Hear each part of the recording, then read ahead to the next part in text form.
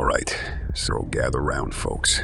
I'm not much of a storyteller because I don't have fancy words or nothing, but I gotta tell you about this real messed up thing that happened to me and my family because of this creepy painting.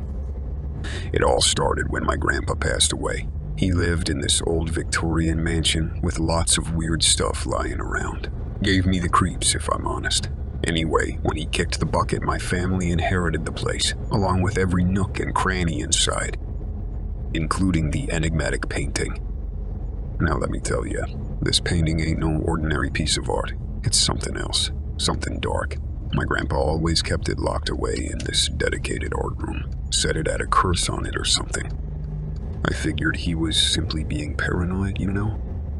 But when we brought that painting home, things started going downhill real fast. It was slow at first, like a turtle crawling. Weird noises in the middle of the night, stuff moving around on its own. We chalked it up to old house creaks, or, I don't know, mice or something. But it wasn't long before we realized we were dead wrong. We couldn't ignore the fact that the painting had this strange power over all of us. It was like it was watching us with those cold, lifeless eyes. And things just kept getting worse.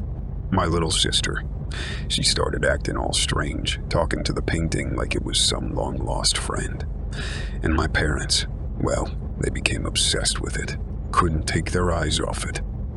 It appeared as though they were bound by an invisible spell. Then things took a turn for the worse. The painting started changing. I swear it did. The colors got darker, the brushstrokes twisted into grotesque shapes. I couldn't look at it without feeling this chill in my bones. But my family, they didn't seem to mind.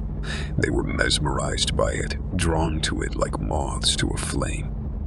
That's when the nightmares started. I'd wake up, drenched in sweat, from dreams of that painting consuming our souls. My sister, she'd start sleepwalking, talking in this voice that didn't sound like her own. It was like something from that painting had gotten inside of her. I had to do something, had to figure out what the hell was going on. So I went to visit this art dealer, old Mr. Wallace. He knew a thing or two about the art world, I know. He said that the painting had a dark history, belonged to some twisted artist who sold his soul for talent. No wonder it had this effect on us. Mr. Wallace said there was only one way to break free from the painting's grip. I had to destroy it. Burn it, shred it, burn it, shred it, whatever. Just get rid of it. But it wasn't gonna be easy. The painting fought back, man. It lashed out at me, trying to keep itself intact. It fought like a living thing, like it had a mind of its own. But I was determined. I grabbed a hammer from the garage and struck that painting with all my might. Shattered it into a million pieces.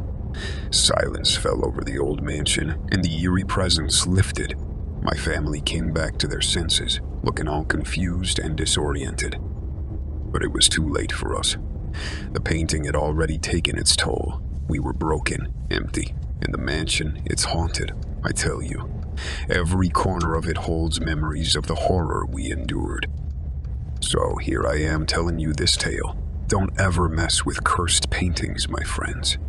They'll consume you, take away everything you hold dear. Beware of the darkness hidden within the strokes of an artist's brush.